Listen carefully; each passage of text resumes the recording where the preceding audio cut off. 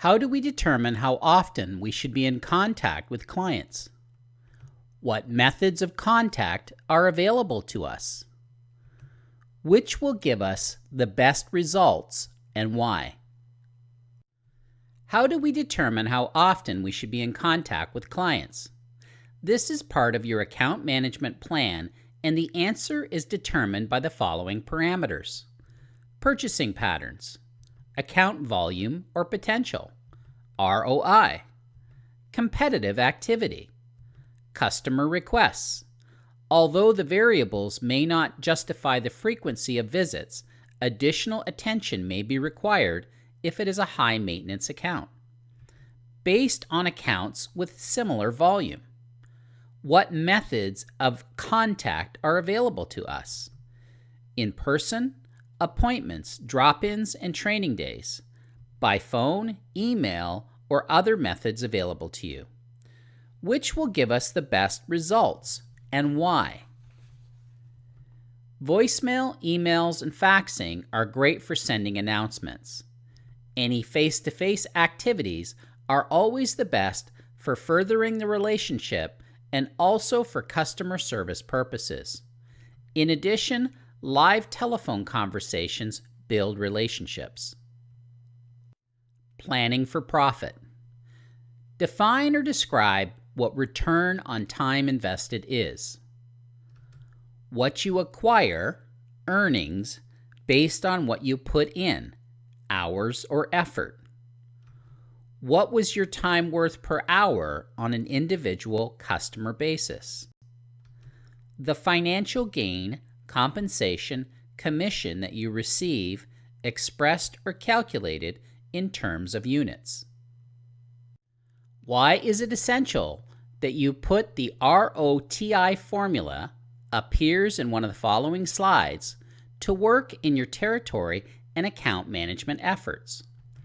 A healthy profit is essential, and a fundamental responsibility in your sales role is upholding profitability and selling the added value of your company's service and product lines.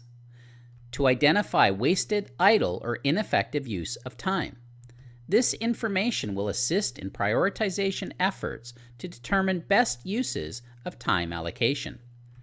A method to measure your return for time invested and being able to better manage your activities so that you are achieving the maximum results for your efforts. Profit goals are important for company stability and future growth. What are some acceptable or reasonable profit goals that you should set for yourself? The response to this question is directly related to the industry. Sales professionals that work in an environment that enables them to negotiate pricing, terms, etc., must be aware of what is reasonable and acceptable, making certain that profit goals are set in accordance with other stated goals and objectives. It is the example that you set through your actions that says everything. Ralph Waldo Emerson said, "What you do speaks so loudly that I cannot hear what you say." Expected gross profit minus required expenses equals estimated value. Return on time invested equals expected value divided by time required to start doing business. You have a limited amount of time available to you. If you use your time effectively or wisely, you can maximize your results. It will make the difference between someone who is highly effective and someone who struggles to achieve the bare minimum. Employers always talk about maintaining profit margins. We, as effective sales professionals, need to understand the importance of maintaining our personal profit margins.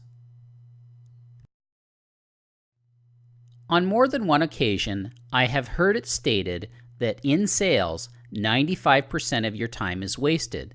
The other 5% is where you make all your profitability. Dan Sullivan said, "It's not getting results that takes a long time." Learning Spotlight number 4. It's time to review what we've covered so far. Each question in the quiz has a 90-second time limit, and the quiz has a 15-minute time limit. You cannot pause the quiz once you begin. The quiz includes many types of questions, including true or false, drag and drop, multiple answers, etc. Read the questions carefully and make sure you understand what is being asked before submitting your response. Many of the questions or variations of them will be included in the final exam.